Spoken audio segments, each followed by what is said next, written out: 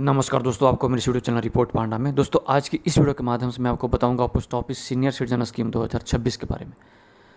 दोस्तों post office की सबसे पॉपुलर स्कीम जिसका नाम है सीनियर सिटीजन सेविंग स्कीम। इस स्कीम में आपको केवल एक बार में ही पैसा जमा करना होता है एज ए लमसम, और इस जमा पैसे के ऊपर आपको हर 3 महीने पर ब्याज के तौर पर आपको पैसा मिलेगा क्वार्टरली।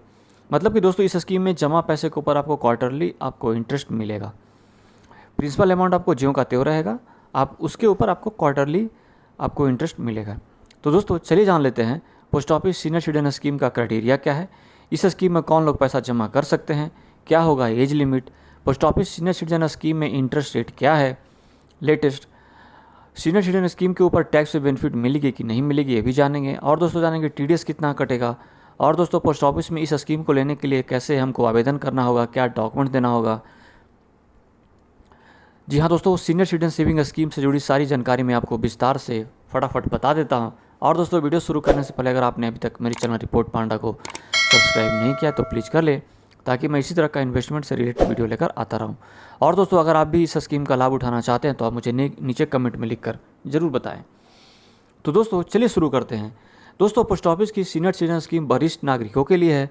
इस स्कीम में बैंक की फिक्स डिपॉजिट से ज़्यादा ब्याज मिलता है। वरिष्ठ नागरिकों के लिए पोस्ट ऑफिस की यह स्कीम सबसे सुरक्षित निवेश का जरिया है।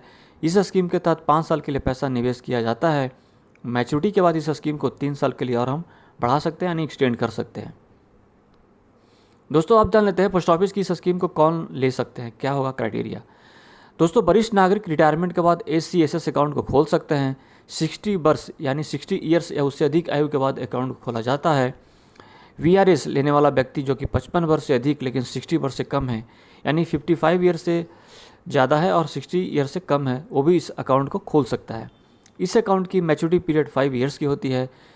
अब दोस्तों जानते हैं कि इसमें हम कितना मिनिमम पैसा जमा कर सकते हैं। तो दोस्तों मिनिमम अमाउंट आप इस स्कीम में 1000 रुपये जमा कर सकते हैं और मैक्सिमम 30 लाख।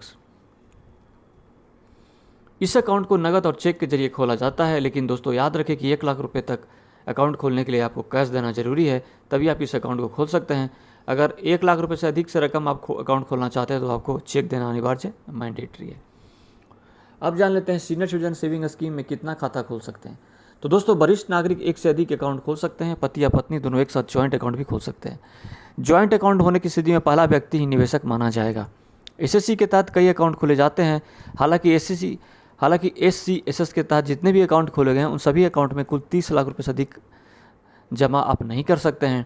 मतलब सभी अकाउंट को मिलाकर कुल 30 लाख रुपये से ज़्यादा की रकम नहीं जमा हो सकती, भले ही चाहे जितना अकाउंट खोले गए हों। SC/SS को एक पोस्ट ऑफिस से दूसरे पोस्ट ऑफिस में आप ट्रांसफ़र कर सकते हैं इजीली, फ्री ऑफ कॉस्ट। इस स्कीम को 1 साल बाद अगर आप बंद करते हैं तो जमा रकम पर आपको 1.5% का प्री क्लोजर चार्ज लगेगा, और 2 साल बाद अगर बंद करते हैं तो जमा रकम पर आपको 1% का पेनल्टी चार्ज लगेगा, वसूला जाएगा पोस्ट ऑफिस के द्वारा। दोस्तों अब जान लेते हैं post office SC/SS interest rate 26 latest में क्या चल रहा है।